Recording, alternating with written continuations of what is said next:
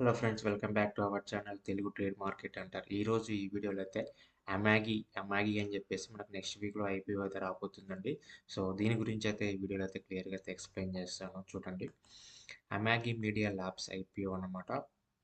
ఇది వచ్చేసి ఏంది అంటే మనకు 2008వ సంవత్సరంలో దీన్ని అయితే స్థాపించారు. ఇది ఏంటంటే cloud native media and ad tech SaaS platform అన్నమాట. అంటే లైక్ ఇది బిగ్ బిగ్ కంపెనీస్కి సాఫ్ట్వేర్ని ప్రొవైడ్ చేస్తుంది అన్నమాట. లైక్ క్లౌడ్ సాఫ్ట్వేర్స్ ఉంటాయి కదా.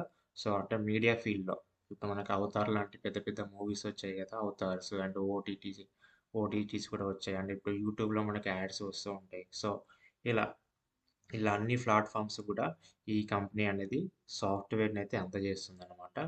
సో ఇది వచ్చేసి చూడండి, మనకి Accel, Avataar Ventures and Norwest Venture అని చెప్పేసి అండ్ ప్రేమ్జీ అని చెప్పేసి ఇలా పెద్ద పెద్ద కంపెనీస్తో వీళ్ళకైతే టైఅప్ అయితే ఉందన్నమాట. అలాగే వీళ్ళకి ఇండియాలో ఉన్నటువంటి 50 టాప్ కంపెనీస్లో వీళ్ళకి 45% బిజినెస్ అంటే 45% ప్రాజెక్ట్స్ అనేది వీళ్ళకే వస్తుందన్నమాట. రిమైనింగ్ 55% రిమైనింగ్ 49 కంపెనీస్ చేస్తే ఇదొక కంపెనీయే 45% బిజినెస్ అనేది చేస్తుందన్నమాట. సో సాస్ఫామ్ కనెక్ట్స్ మీడియా కంపెనీస్, ఎక్కువగా మీడియా కంపెనీస్ ఏవైతే ఉన్నాయో లైక్ ఓటీటీ ప్లాట్ఫామ్ కావచ్చు, టీవీస్ కావచ్చు, లైక్ మీకు యూట్యూబ్లో మానిటైజేషన్ యాడ్స్ వస్తుంటాయి అవి కావచ్చు, లేకపోతే నెక్స్ట్ క్లౌడ్ ప్లాట్ఫామ్ ఏడబ్ల్యూఎస్ అని, గూగుల్ క్లౌడ్ అని, అజూర్ వంటి పెద్ద పెద్ద సాఫ్ట్వేర్ను కూడా ఇది ప్రొవైడ్ అనేది చేస్తుంది అనమాట. వీళ్ళు వీడియోస్ కూడా క్రియేట్ చేయడం అయితే జరుగుతుంది. మనకి ఏదైనా కావాలి అంటే వీడియోస్ కూడా క్రియేట్ చేసి వీళ్ళు ఇవ్వడం అయితే జరుగుతుంది. వీళ్ళకి దగ్గర దగ్గర 884 ఎంప్లాయీస్ అయితే ఉన్నారు వరల్డ్ వైడ్గా. ఆల్మోస్ట్ వీళ్ళైతే 652 worked in technology and engineering hubs in Bengaluru అనమాట. 652కి సంబంధించిన ప్రాజెక్ట్స్ అయితే వీళ్ళు ఆల్మోస్ట్ అయితే చేయడం అయితే జరిగింది.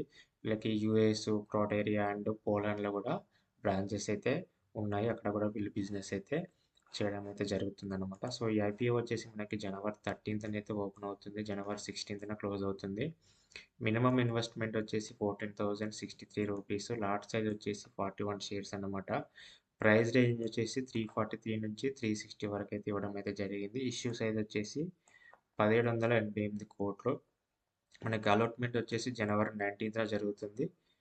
లిస్టింగ్ వచ్చేసి మనకు జనవరి 21st 2026లో మనకి బీఎస్సీ అండ్ ఎన్ఎస్టీలో అయితే లిస్టింగ్ అయితే జరుగుతుందండి. ఇది బుక్ బిల్ ప్రాఫిట్ ఐపీఓ అనమాట. అంటే మనకి ఈ 1788 కోట్లలో 816 కోట్లు అనేది 816 కోట్లు అనేది కంపెనీకి వెళ్తుందన్నమాట. వీళ్ళు దగ్గర దగ్గరగా 2.26 క్రోర్ షేర్స్ అయితే మనకి ఇస్తున్నారు. ఫేస్ వాల్యూ వచ్చేసి 10 రూపీస్.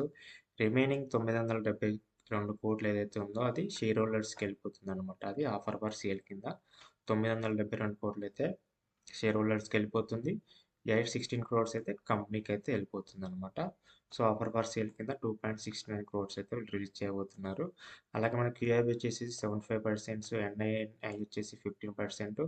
సో ఇక్కడ రీటైల్స్కి వచ్చేసి 10% మాత్రమే ఇక్కడ ఇస్తున్నారండి అలాట్మెంట్. ఎందుకు అంటే ఈ కంపెనీ అనేది లాస్ట్ ఇయర్స్లో కొంచెం నష్టాల్లో ఉంది. ఇది ఇప్పుడే కొంచెం లాభాలకు వస్తుంది కాబట్టి ఐ థింక్ దాన్ని బేస్ చేసుకుని వీళ్ళు 10% మాత్రమే ఇస్తున్నారు.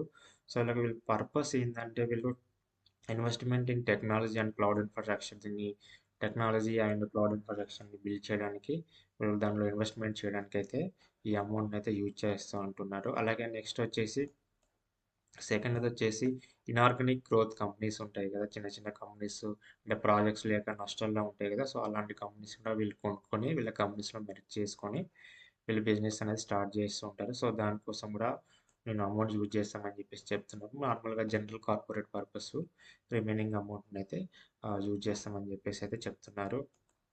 మనకి చూడండి, మనకి 2023 నుంచి కూడా 23, 24, 25 సో వీళ్ళకి ఏంటంటే అసెట్స్ అనేది పెరుగుతూ ఉంది, ఇన్కమ్ కూడా పెరుగుతుంది. చూడండి, 23లో 700 క్రోర్స్, 24లో 900 క్రోర్స్, 25లో 1000 క్రోర్స్, 25లో 700 క్రోర్స్.